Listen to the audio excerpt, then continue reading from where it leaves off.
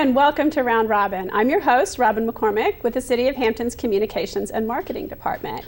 And today we're going to tell you about a special mystery day at the Hampton City Library. My guests are Lynn Gardner and Rita Scrivener. Welcome. Thanks. Hi. Rita, you've been here once before. You guys have a lot of creative and innovative programs and ideas at the library, don't you? Well, we're always trying to think of new things that people might enjoy, and I hope this mystery event will attract people who are interested in all kinds of mystery and thriller-related topics. That sounds like fun. I mean, I know reading mystery books is certainly one of your popular genres for kids and for adults, really, right? It sure is. In fact, there are going to be some events, especially for children, on that day, too. They're going to show a movie in the children's department, Wallace and Gromit and the Curse of the Were-Rabbit, which actually, now that I think about it, is a great movie for adults, too. I mean, I love it. Wallace and Gromit's a lot of fun. Yeah. Well, first of all, before you tell me too many details, tell me where this idea came about for Mystery Day. Well, it first came from our short story club, which was Lynn's and my idea. And it was something that I think I talked about the last time we were here. Mm-hmm. Yeah, and it's just a way for people to share short works that they enjoy. But then we became sort of more interested in mysteries and thought maybe if we could devote a whole day to all kinds of mystery topics, not just literature, but just sort of mysteries in the wider sense, like just things that we don't understand, you know, paranormal and crime and, you know, just things of that nature. So can I guess this is in October, sort of loosely keyed to Halloween, when people are a little bit thinking of those things, or is that just a coincidence? No, it's the fall season. You know, we're bringing in the mystery element, but also something of the horror element. The two tie together so well because murder is one of the most horrifying things.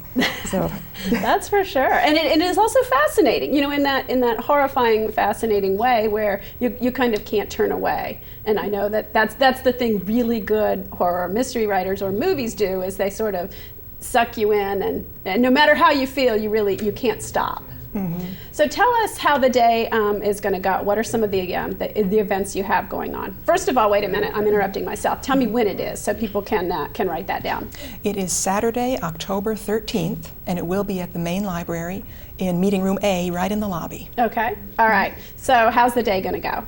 Well, it will kick off in the morning, likely around 10. We don't have the timeline ironed out completely, mm-hmm. but it will probably start with my presentation on urban legends.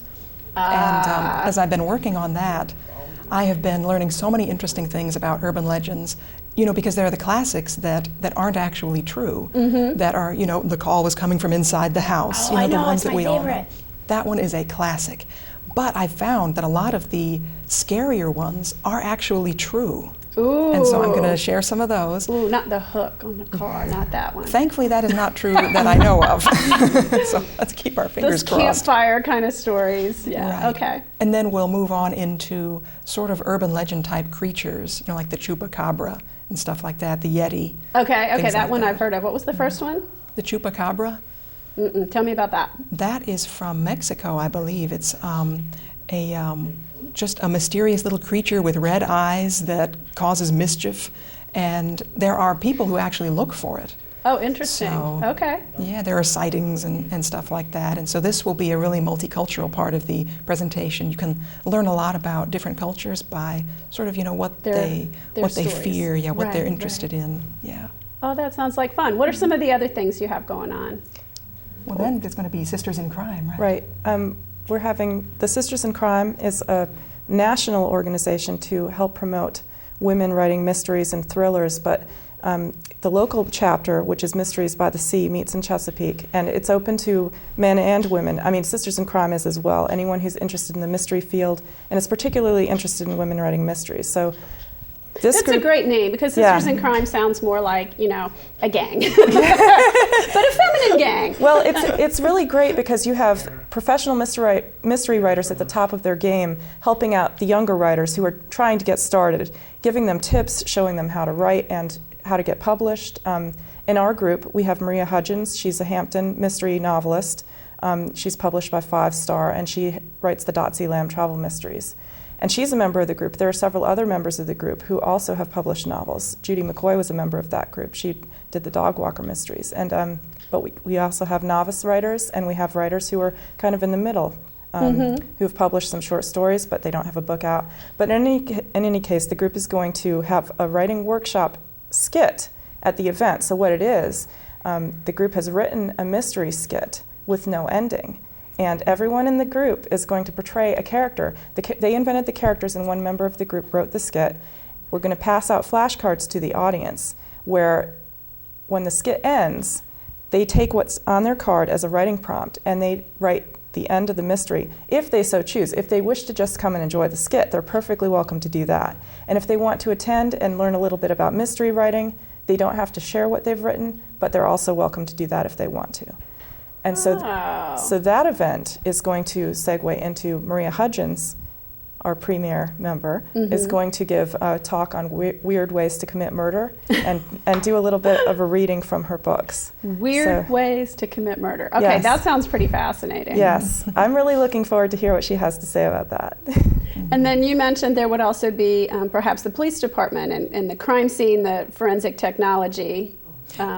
Also at some point. Yes, that is one time that we are sure of. They're going to be there at 3 o'clock, and the police department is going to do a presentation on crime scene processing and fingerprinting. So we're really excited. It's interesting, and that ties in with weird ways to commit murder. If you are telling a story, you have to know the possibilities and the details and what could or couldn't happen and what crime scene could or couldn't do. And certainly since CSI and some of the other shows, the interest in that forensic technology has just mushroomed. So you're really talking then about reading, about writing, about skits and active and other storytellings and science and a fun movie for kids. Anything else you want to mention?